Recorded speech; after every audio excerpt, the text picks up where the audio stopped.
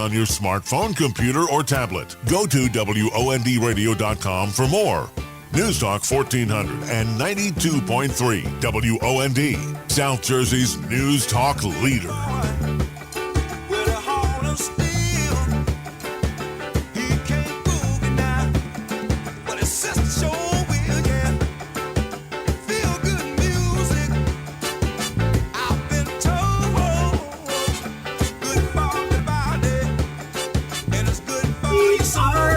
And it is party time. I am thrilled because I know how crazy Brian Tice's schedule is right now.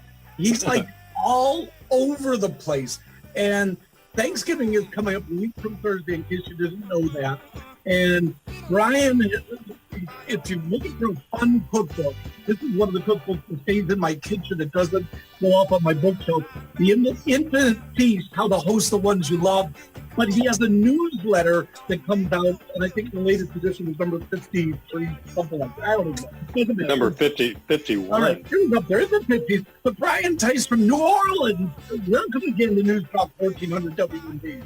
Thank you. If you want to sign up for my newsletter, I'll do a little plug. Just go to theinfinitefeast.com, scroll down, and you won't be able to miss it. I think a little lady holding spaghetti even pops up and asks you if you want to do it as well. How you doing today, Dave? I couldn't remember how to sign up because when I put it on my social media before the show today, I wanted to put the link up for that. I'll tell you after the show. It's like sure, no, I'm like most people. It's like, hey, sign up for everything. When you go to the website, you can't miss it. So. Well, first of all, just for our listeners, you're going to be on, WGN TV on Chicago's national TV. It's on most cable systems. So that's coming up December 8th. We're not going to talk about Christmas, but anyhow, Brian's going to be doing Christmas party meatballs and carolers wassail punch. The wassail punch, yeah, that's for the carolers that come around. You know, so they don't faint. You got to give them a little bit of apple cider. Makes the house smell nice too. But Brian, I want to use you to create Thanksgiving different than what it was before. I'm trying to change the Delaney Thanksgiving table. I just found a corn and hominy pudding recipe that is definitely going on, and the buttered corn is going off. That's fantastic. I love it. Oh, and it was so good. As you know, on Fridays I stream in the kitchen on my church's Facebook page. I cook something every Friday online. But you got crawfish. But I need to ask you this because I'm reading the recipe. And the recipe says the cradled crawfish and cornbread dressing. Is it a dressing or is it a stuffing? It is a dressing. You could use it as a stuffing. The only difference there is stuffing would go inside the cavity of the turkey. And it might spill out and it might be around the turkey because you make so much that you want to have it as a side as well. But that's really the bottom line. Dressing is a very popular term in New Orleans when it comes to making an oyster dressing and that sort of thing. Whereas, you literally have to stuff it into the turkey for it to be called stuffing. It's the main difference. It is there, in your opinion, and you're the wise man in this half hour, in Brian Tice's opinion, is it better to stuff or is it better to dress? There is absolutely no competition. It's not a competition between the two. Well, both are important. And I would say if you have a really juicy turkey, your stuffing after you put it in the bird is going to have that extra sort of wonderful turkey quality to it in terms of the fattiness of it. But if you do the crawfish and everything else that goes into it with the andouille sausage and everything, you're going to have a plenty juicy, delicious dressing as well. All right. I told you this before we popped up on air. One person who I'm pretty sure is listening right now last week was telling me how much she can't stand crawfish. Yeah. Now, I need to sell crawfish to our listeners. Crawfish is a very popular and affordable ingredient in lots of Cajun, especially, and Creole dishes in New Orleans. It is not fishy as far as I'm concerned, and it is just very friendly in terms of its marriage to all of these other ingredients, like the recipe you're talking about.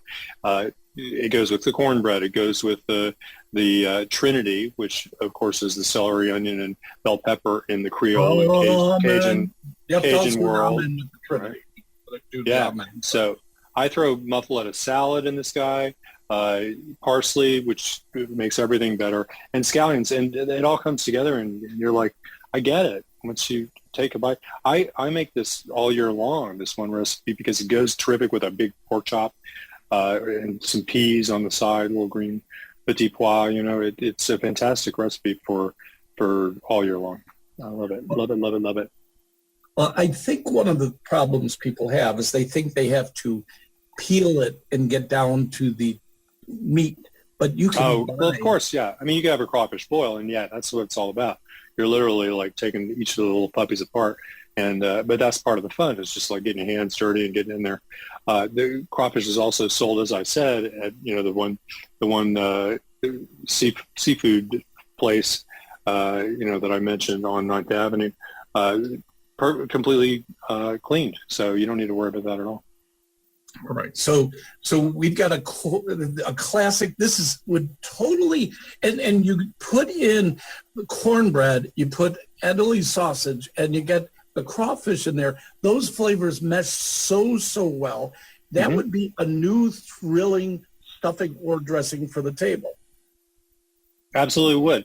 I am actually doing a mashup, if you will. No, I don't mean mashed potatoes, between my Creole crawfish and cornbread dressing and my rosemary sausage stuffing that goes into a butterflied skin-on breast. And I'm mashing it up because I love my cornbread so much, which is also a recipe in the cookbook, as the basis for the dressing. And the roulade doesn't always take cornbread, and so I'm going to do that and make it more Italian, and it's going to be really exciting and fun. I can't wait to do it next Thursday. So how many people are coming to your Thanksgiving table?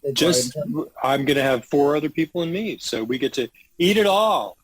There you go. Well, you know what? And I wasn't sure, but when you said you're doing the Roulette, there's a lot of people out there who have smaller gatherings now. I mean, when I was a boy, Thanksgiving had every cousin that I ever met and didn't meet all showing up at my aunt's house on Thanksgiving. Well, let me tell you, I'm from Central Texas, where everything is, like 7 dozen people coming for a meal. So I get you.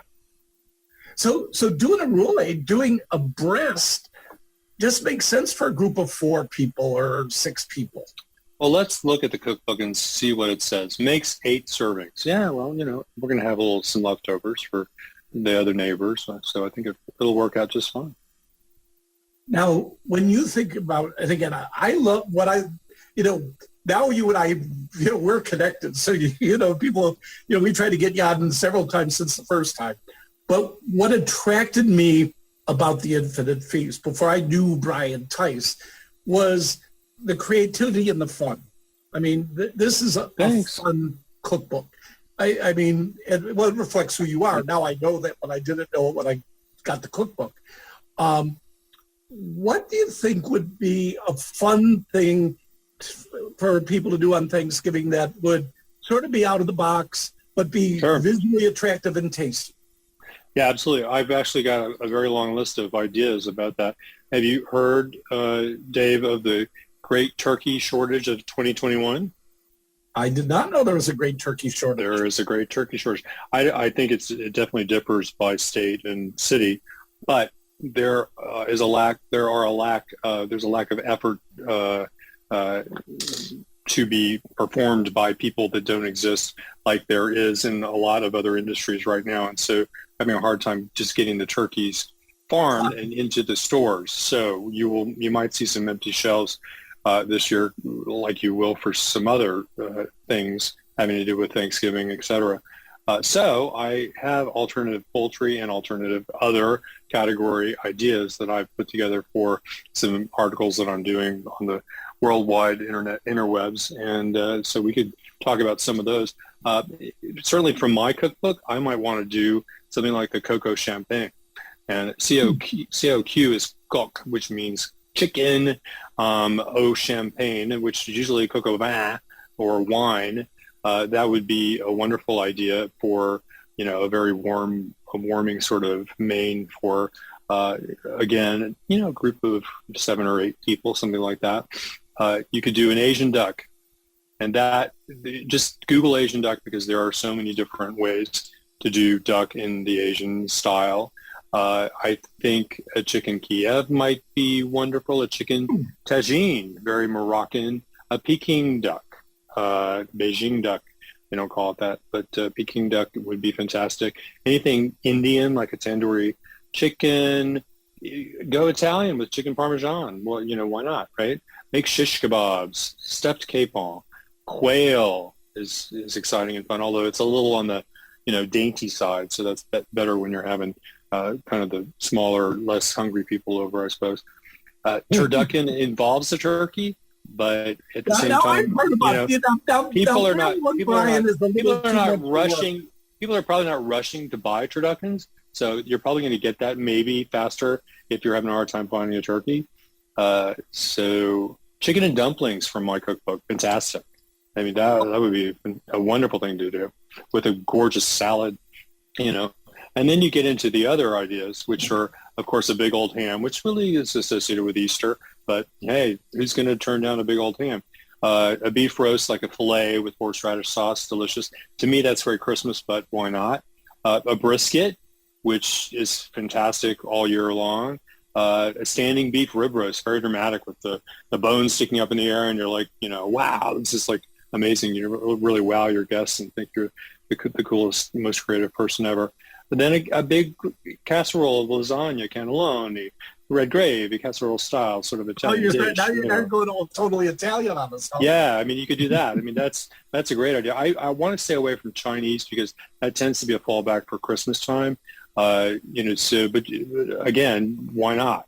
Why not go with the Peking duck, which is really not a classic, sort of Chinese takeout kind of dish at all. Lamb, again, very Easter, but why not? A pork loin, a stuffed pork loin, which I think is very Christmas, but you could do that. Crown roast of pork, that's very vintage, retro, throwback, with the bones sticking up in the air again. Very dramatic. All right, as you got people salivating right now. Yeah. For some folks out there who are, we were talking about my mom, and my mom was a lousy cook. Now, you can't, Dave, come on. You shouldn't say that like that about your mom. No, as long as it's a clear day, I don't expect lightning bolts from heaven. So, all right, okay. But do a lot of people think they can't? And I think that was more mom's problem. She did it. She thought she can't cook. So, how do you talk? Because you go around the country, you go on media like this, you write cookbooks, like The Incredible Feast. How do you convince the Infinite Feast, or this incredible also, the Infinite Feast, how do you convince people to try cooking? Well, my motto, which you will see if you go to my website, theinfinitefeast.com, is you don't have to be perfect, you just have to be special. And that's my motto in all things. I don't always live up to that motto. I tend to be sort of, obsessive, compulsive. I have that problem Brian, sometimes. I gotta stop you there. I don't know if we have time afterwards. Actually, we're okay. My bad. I'm sorry. Okay, James, are we saying goodbye to Brian right now? We're good. Never mind. My bad. Oh, okay. All sorry. Right. I was also in panic. I'm getting this time signal, so I was like, oh! He heard OCD, and he's like, get this guy off the air. I don't think so. All right, I try not to be OCD because it's really, you shouldn't have to live up to that. I mean, it's something that many of the greats have signed on to or been all about. Julia Child always said, hey, if you drop it on the floor, pick it back up. Nobody's going to know. I mean, if you screw it up, just live with it, celebrate it, have a glass of wine. I mean, I think it's not something, cooking is not a situation where you need to be super self-judgmental. It's gonna work out in the end. People are gonna like what you do, as long as you're kind of focused on, following the directions you've got and having fun. So. All right. Well, this gives me the chance. And I was like, all right, James is getting the wrong time frame up on my screen to say we're talking to Brian Tice, theinfinitefeast.com. You go down to the bottom, which I didn't do ahead of time today because I already get the newsletter. So I get the newsletter. It's a fun newsletter. Actually, this month, just sort of things that are in here. I love the old cookbook, 1960-something cookbook. What was it called? Complete Holiday Cookbook. It's called the Vintage Cookbook of the Week feature. And that's one of my favorite things and in the newsletter, but it's all sorts of stuff's there. So, and that's just a freebie. So all you out there, if you go to theinfinitefeast.com and go to the bottom, you can find the link to get that. And the Infinite Feast is at all your book places. And it's, like I say, obviously, Brian and I just keep gabbing because we like each other and we gab together. But the book is fun because I got the book before I knew Brian, and then I wanted to get Brian on. So it's the other part of it is to get that party atmosphere, to make it fun. And I think sometimes Thanksgiving gets to be droll. You know what I mean? It's just it's habit, and so. So the idea is to spark it up and make it fun because it's people you love, and that's the subtitle of the book is how to host the ones you love. Absolutely. The ideas that I have, if you're on a budget, just go out in the backyard, unless you live in Arizona, and grab some pine cones and some branches of beautiful autumn leaves that have changed off the trees, and make yourself some centerpieces and decorate your house with them. It's tricky when it comes to music for Thanksgiving because there aren't a whole lot of Thanksgiving carols, so you have to be more original. I mean, Amazing Grace to me is a great song for Thanksgiving, right? But you have to be a little bit more creative. May throw some Adele in there and that kind of thing, and nobody's going to know the difference. But you can do so many things on the cheap, right? With what you got around the house, and keep the stuff. Try to keep organized and put it away in the closet so you can bring it out the next year. And then you've spent whatever $25, $35 on something, and you're going to use it for the rest of your life. And hey, it's like 10 cents a year. So. And one of the things that I've done through the years.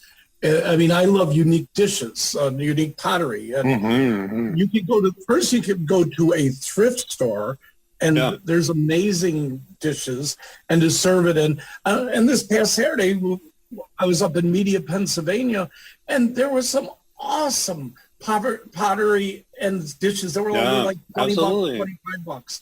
Yeah, I mean, these antique sales, flea market, sales. Well, I haven't been to a whole lot lately thanks to COVID, but I mean, if you go to any of the European cities, which unfortunately aren't doing so well right now, go to the Paris flea market. I mean, there are so many wonderful places to pick up things that you can enhance your table with, and just have around that you can even use to serve. The things that go back to the 50s and 60s, and of course, there are online sources, endlessly as well in the age of COVID. So just have a look and search around on there. I got one key question left because it's this recent newsletter. The Presto Salad Shooter is your favorite thing. I love that guy. Yeah, you know what? There are potato slicing attachments in Cuisinarts and the like, usually, and they just slice the potatoes to a little on the thick side. And so the Presto Salad Shooter it totally has the mojo when it comes to making those perfect little slices of potato that you need for your potato gratin. And I love the thing, and you can do all these other kind of things with it. It does not purr like an Aston Martin. You need to be aware of that. It's like some gigantic trash truck that's like driving down the street, taking over your neighborhood. You will need earplugs, but it really does slice things really, really well. I love the thing. I do love it. When I read that, Brian, it was just like, really, the Presto It is Salad Shooter? super loud. I know. It doesn't remind you of like the Bass-O-Matic, right? Now, if you're as old as me, you remember that from the 70s on SNL, right? Yes, I do. But That's good bass. Yeah, now it is the time I got to let you go, and you got a 1:30 coming up. The Infinite Piece. I'm gonna go use my Bass-O-Matic. Thank you, Dave. I appreciate it. All right, Brian Tice, he'll be on TV coming up in December. He'll be back here sometime soon. The Infinite Piece, go get it, the fun book. Brian, my friend, happy Thanks, Thanksgiving. Dave. Happy Thanksgiving. Take Bye-bye. care. All right, Byron, we got to go to the news. The Salad Shooter. Oh, my, Brian Tice. We'll be back after the news. Hey, thanks, Brian.